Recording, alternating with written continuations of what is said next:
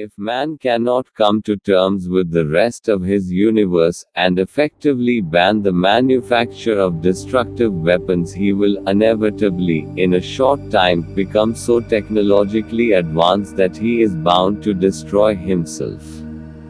Imagination has been the basis of our civilization. Without it, we could not have advanced to the stage of rocketing to the moon and other planets around us. Even though this was foretold about 1400 years ago.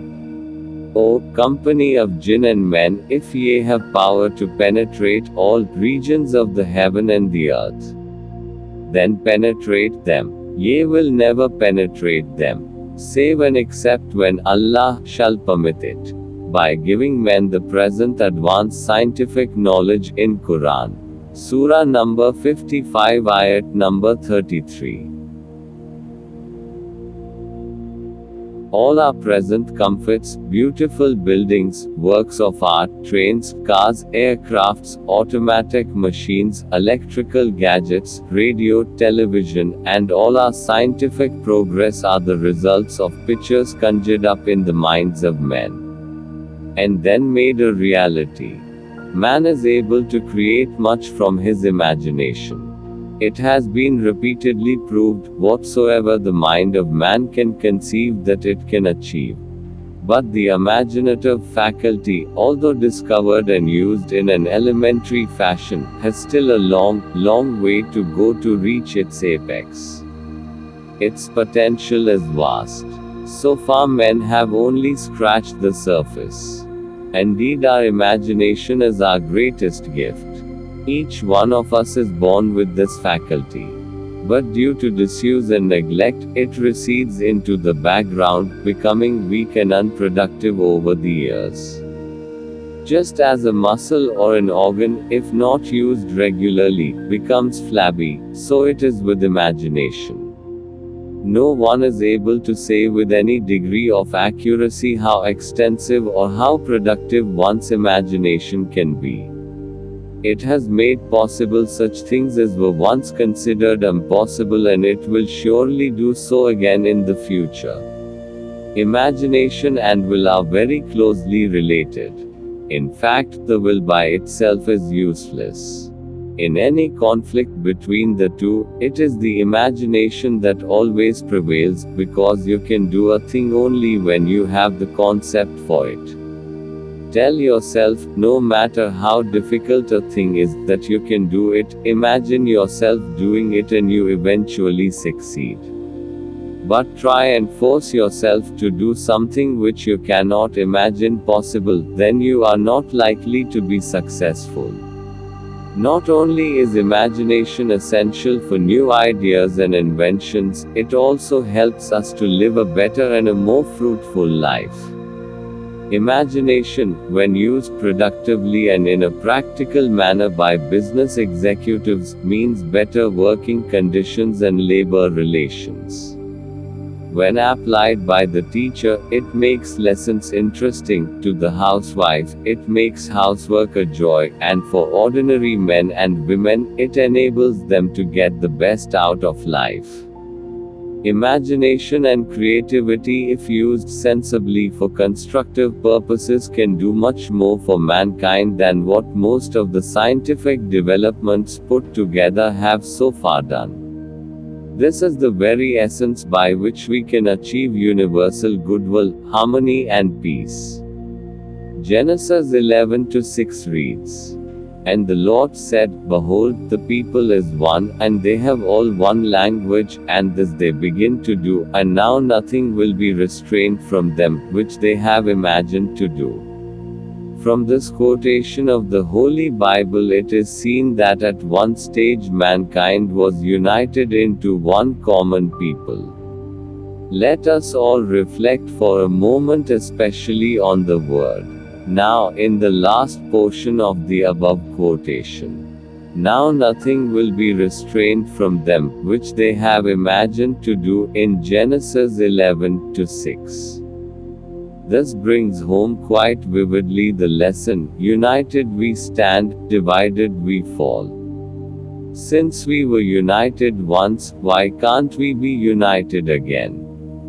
This is the challenge facing each and every individual and nation if they wish to survive, nay, it is the only means of survival. No amount of sacrifice or efforts on the part of powerful nations can be too great to achieve this ideal.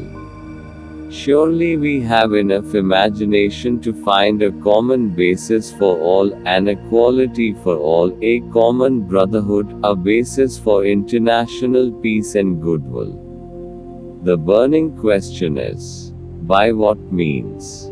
That answer can be found if one observes the following. 1. Forget egoism and thoughts of imposing our will upon others. 2. Give up all prejudices, especially, oh well. We have believed in this for centuries, and open our mind to anything that is good and beneficial for all mankind and not what we selfishly want to believe or have been believing for centuries. 3. Select the very best way to achieve international goodwill without any distinction of caste, color, creed, race or nationality. 4. Avoid the cause or causes which led to the curse of God which broke up the unity of mankind. This is by far the most important of all, if we are to succeed. People who are creatively alert are naturally not only the most interesting personalities, but it is to them that the world turns for guidance in difficulties. They think differently and have more to say in the development of thoughts. It is to such people that this appeal is being made to come forward fearlessly and tell us courageously the truth as to how international peace is achievable. These leaders in all the governments of the world, the preachers, the thinkers, the scientists, the lawyers and even the laymen are called upon through this appeal for the safety of mankind in general to use their powers to try and imagine what the future might be in the light of what has happened in the past and why. To analyze and evaluate are the traits that distinguish man from animals. Let us sink our difference, egoism and prejudices. Let us shake off our complacency of this is good enough. For nothing but the very best can solve the great problem before us.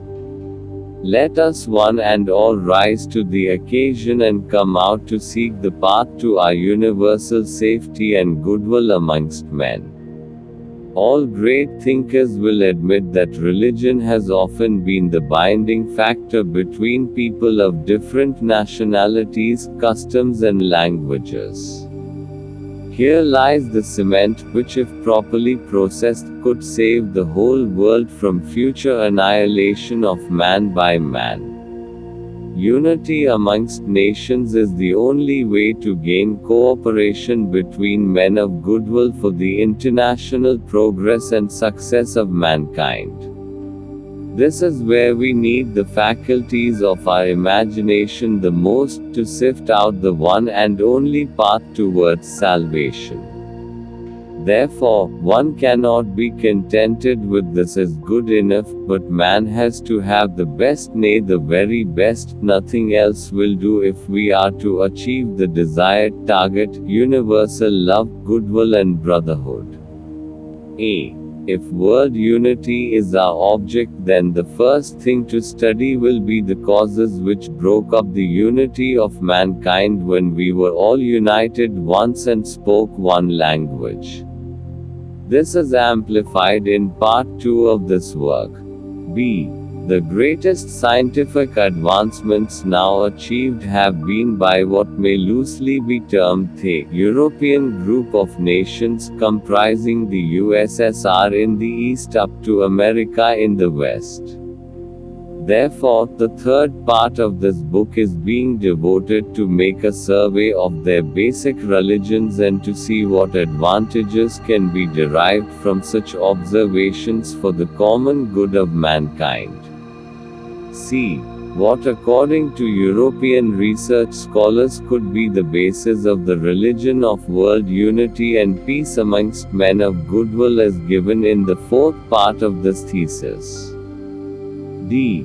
The last part consists of foretellings of coming events about the establishment of a common world religion under one person for the benefit of all mankind, when not only would wars be banned and weapons of war destroyed, but even the wild animals would also live in peace, a complete surrender to the will of God Almighty.